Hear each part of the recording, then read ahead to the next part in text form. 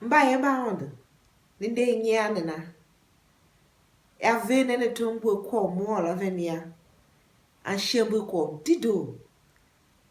Un fem so walo ne venia. Yangi wogelu yila yona. Yona ne luwanu wa mitai. Na haondu nde yangi gen yila ka wene. Amoa da oyo li Ninivea. Vi ko don wenga. Na ashima vi un kelve. Na ha. Yona moya. Kala yem Ninivega. A seshin yopa. Ada nyotu. Wa yemen ta shishi. Ma. Aondu tindi tseke. Ula ahumbe. Da tasha tso yang. Yona nyola. Na ha ya yona nyohin tso ne yeda yav shine tototso. Lushimi yav meme. Zege ula humbe ne da vaya. Ula ne banglitso. Na ayomba. Vilu etso nene. Vikula kiave vi hakrenge. Ba.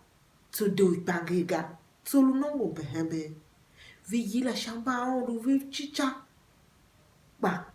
Ahumbelu tavili siye. Igandia. Vida nde yuna wewu ne wupande. Yila aondu wae bega taondu wasise. Na ha. Ba. Yuna. Vi hindeshi vika vida show. Vida fako lutanga mkpo ya. Bada show ya. Show ma ko yuna. Viva kaye. Wo nongulu hana. Ilu vese no kulantu la ugememba kentula je. Rapine yuna wone wo nongulu hana. Udue hana. Kyuyo ka hana. Ka hanulu zana. Aka wane. Wangu tina yuna. Ungu hebero. Na ungu yevese shikite. Vipinoe. Wen ondu nakana. Aka yewe chivi. Ondu wegbesha mata. Ma gbetigem baya. Hava kaige ya vere na. Kanyi ve ma ve wabia kwa ne. Aka ve. Vukolu vitashinim ge. Vitashinim ge ya. Hama kwa one be. Wale zayumbayo.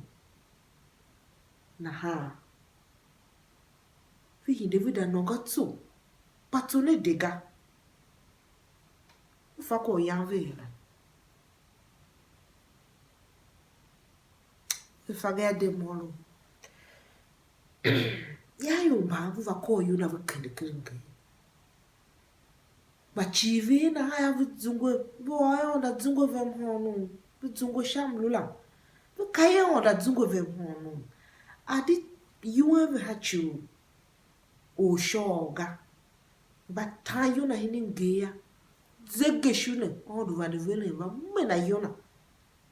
Ma yeme yona. Ya yona tsaki. Ya mushwe yangna na ta. Ti kasikaye. Mom. Ya. Tia. Ayangata.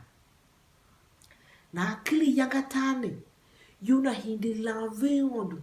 Nenge mhonu ma ondu. Ma doshi ma ondu. Pa uwese ondu kire to ya. Butege shune. Jene hama ji kese luchi ondu. Besha matane ya kalu eveso. Na hade mide mwone kwa. Yangi shune yime yuna da suon. Sha. Bemge ke tashishi pe yaso ne zaga. Ke Ninive pe yava do zala. Ake tashishi ga. Ke Ninive. Ya da suon sha bemge ke Ninive. Da suon ya. Ma. Ande. Anyoka galu Ninive. Gane lu zige ga. Agba po zendo niki ya. Zende la luwe ya kata. Ma yangi yona. Zende ke gane. Jimichi yangi myon. Lu nyongu su lu zende sha geje ka wene. Malu masi yon wene. Oh nungu vatimine. ayanga kunde ha aondu kuvatimine ayanga kunde ha aondu kuvatimine emukane ayanga kunde ha aondu kuvatimine eu baba da ungu ya chive you tu pada ungwa ma va gamasma ve kai ve ho kwa ya ma una na ho kwa ya u gade ma waye ma nyabi zede ne zede hinya kwa na ha ya ho kwa ya hitala tsitsa yona dia gama duwe kekeri unini ve da tema shatio kitale lo ke una unga kone umbala na ha aye wantimbe na avluke ba luke wantimbe la lu yuo ke kasheno une timbe umbanga na ha shiluka wene wafa ahodu ka ondo ho eli edo mazungwe yo ho ba ma ofadi do wene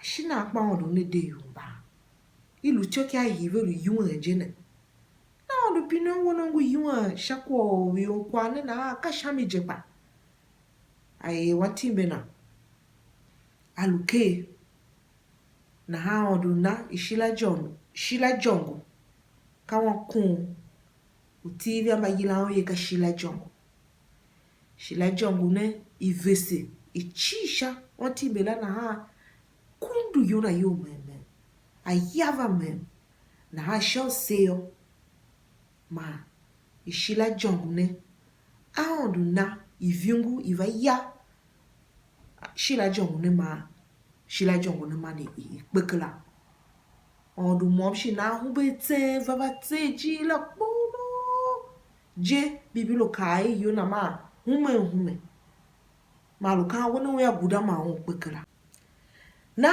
ondu pine wene ishila jongo ivesiki yange myon mashi kentu momne ivyungu ne eva yeshane vihu bayori ninive igma lu dubu deri mo ma kyundu ka du wanya ma shajela kawe mam mtimve kala yo na ha kwa ne vihu mo we yo na ka shami jepa ka pe ondo pino jene sepa alusi nengia kwake ukana yale ne vesi shanjaga ya ilu senjaye ma ilu kwa abuje ma aye ula ya shechu yule nini vene ma talu eshiri ya chi ilu mbavu nongunu na yule Israel cha ma yona lu heberu we duwe kitawo Israel ma najiji wone ondu welu uve alu wase vekpa na elu uve ne adiva nani myon kitalu unini venega hachu ki virishe tioki sho nyi virishe kwa velu bala akaje unika ondu ho ufaka ondu ho ngwe ondu doshima na ha sekpa esilumba yemba ondu ya silumba yemba ondu badoshima no ngwaga alu mara wo na tindu yata alu gande na tindu ya enyi za salu ko fiete ditegai balu na tindu ya za shia ondu jia alwe tindu so zana zaga pa polu za la ka welunton yomba yange vizavit ko yona vikeshini ngela yange vanenge ye ka ondu mimi jene hachu yawo nongo facho vechi ba todo bangiga o bangile vega ba yemba ke yona ba kendin shini mgeya ma mgele hwa vi yona va de kana veje wone we ka ondu na agbeta ma zege mge ne pai ma hishiela je yomba ma etiende tsoe vekla chivila ondu genega ka ondu ngunene alu ondu mimi na ave chivi we elu nyongo sutom na hampal wele ntumta shachu na haya ngugwane kwame ko onda ke ni ya enene ni ngwa gambe yaba olu ne bibiro Luna dido. Sashi gane. Misule.